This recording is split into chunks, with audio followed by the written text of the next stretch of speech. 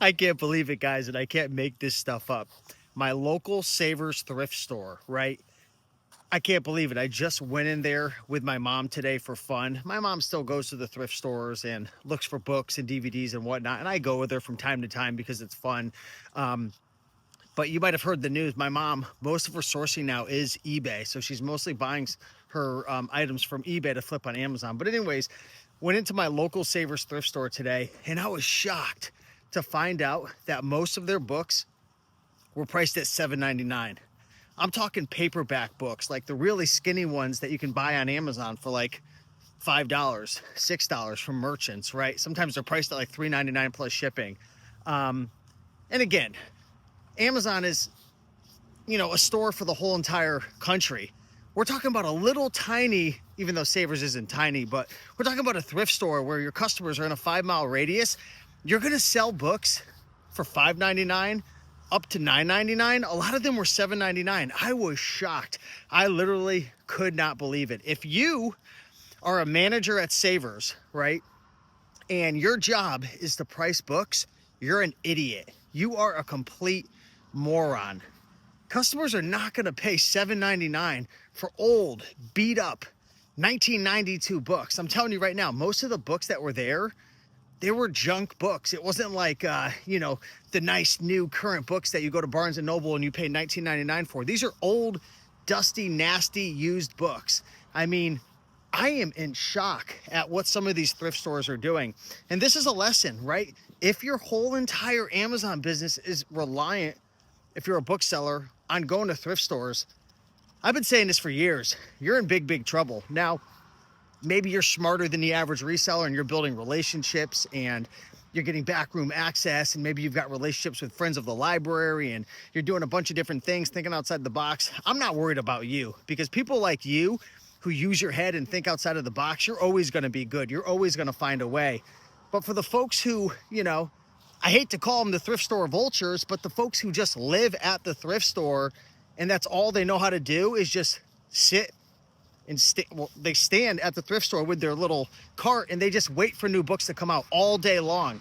I think the vultures are in big, big trouble. I really, really do. And I've seen the prices go from, at one point, books were, I think, 49 cents, 99 cents back in 2014 or so at Savers. And then they went to $1.49 and then $1.99 and then $2.49, $2.99.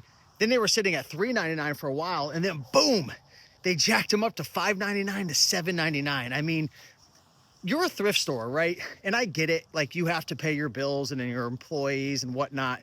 But one of the biggest expenses for most businesses is the actual product, right, that they're selling. You're getting your stuff pretty much free, and you are just mutilating customers now.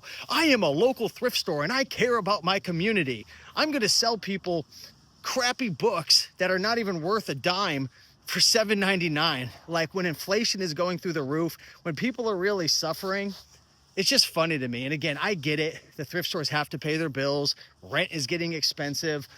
But I mean, especially a thrift store like Savers, who's for profit, I get it. I guess they need to make a profit, so they're just jacking up all the prices.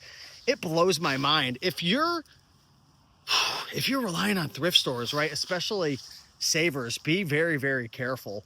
And I'm going to say this one more time: expand your knowledge, right? Learn about other ways to source. Don't just be a thrift store vulture sitting at the thrift store all day long. There's better uses of your time. Build relationships.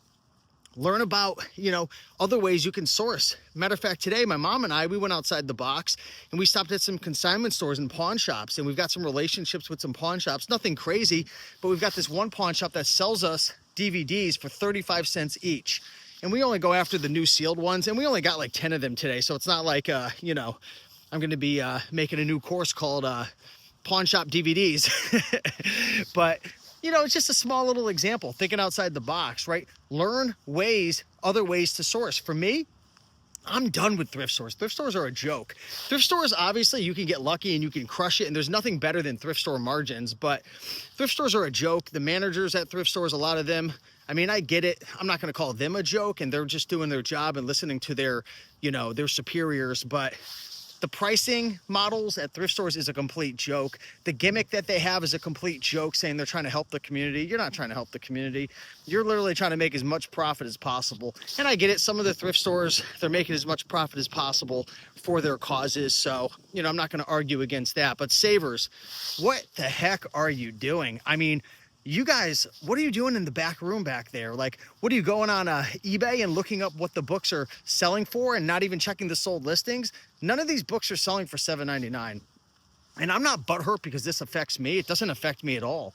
I think it affects a lot of the people watching this video. These prices are outrageous. So if you've got one brain molecule in your head, read between the lines and realize you have got to find other ways to source. Hey, if you've got honey holes and you're killing it right now, so be it. Keep doing it. Ride it till the wheels fall off. That's what I say about eBay to Amazon. People are like, you don't have invoices. What are you going to do? I'm going to ride it till the wheels fall off because I'm making so much money right now. And I just laugh at the people who, they're laughing at me and I'm laughing at them, right? It's like a circus. I'm looking at, they're the clowns, right? And they look at me.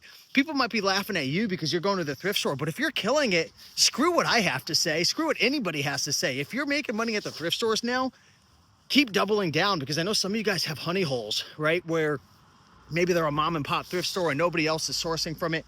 Keep killing it, but I would highly recommend looking into other ways to source, even if it's just 5, 10, 15% of your time, because the thrift stores are getting harder and harder. I've seen the changes over the last 10 years. The prices keep getting jacked up. There's more and more competition. And again, people are going to say, there's going to be some smart Alex saying, you did it, Steve. You're so freaking amazing. You let the whole entire world know. Guys, it's 2025 and the internet exists.